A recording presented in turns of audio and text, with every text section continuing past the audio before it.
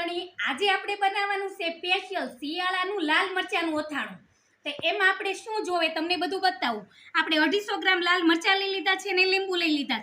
આ મેથીનો ગોળો છે, આ ધાણાના કુરિયા છે અને આ આપણે છે વરિયાળી, હિંગ, હળદર, મીઠું અને તેલ। આટલી બધી વસ્તુની આપણે જરૂર પડશે। પહેલા આને આપણે કટકા કરી લેવી મરચાંના।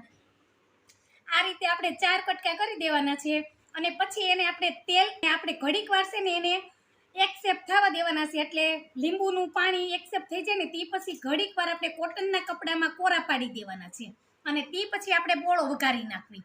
મરચાંનું થઈ ગયું છે કટિંગ। હવે આપણે લીંબુ નીચવી દેવી અને મીઠું 1 ચમચી ઉપરથી એડ કરી દેવી અને પછી આને સારી રીતે આપણે હલાવીને 20 મિનિટ આને રેસ આપી દેવાનું છે। એટલે મીઠું અને લીંબુ બે આપણે મરચાંમાં સડી જાય।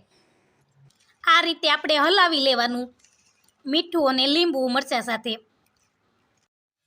આપણે મેથીનો બોળો લઈ લીધો છે અને એક બાઉલમાં આપણે લઈ લીધો છે। એમાં 3 લવિંગ મૂકી દીધા છે અને હવે ફરતી આપણે મીઠાની વાડ કરી દેવી। આ મારા બા બનાવતા આ રીતે અથાણું। આને 1 મહિનો ટોર કરવાથી કાંઈ ન થાય, તમે બાયરે રાખી શકો એટલું સરસ આ અથાણું બને છે। આપણે નાખી દેવી હિંગ 1 ચમચી। ગરમ થઈ જાય ને એટલે થોડુંક હતપ તેલ થાય ને એટલે આમાં આપણે નાખી દેવાનું છે ગરમ અને આની માથે આપણે હવે બોળા માથે રેડી દેવાનું છે।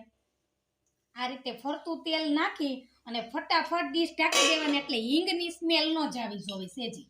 હવે નાખી દેવી આપણે 1 ચમચી હળદર, ધાણાના કુરિયા, કાળી મરી પાવડર 1 ચમચી। સારી રીતે આપણે મિક્સ કરી દેવી પાછું બોળા સાથે। લીંબુનો રસ 1 ચમચી જેવો એડ કરી દેવાનો બોળામાં, એટલે ખાટા મીઠું સરસ આપણું અથાણું થાય।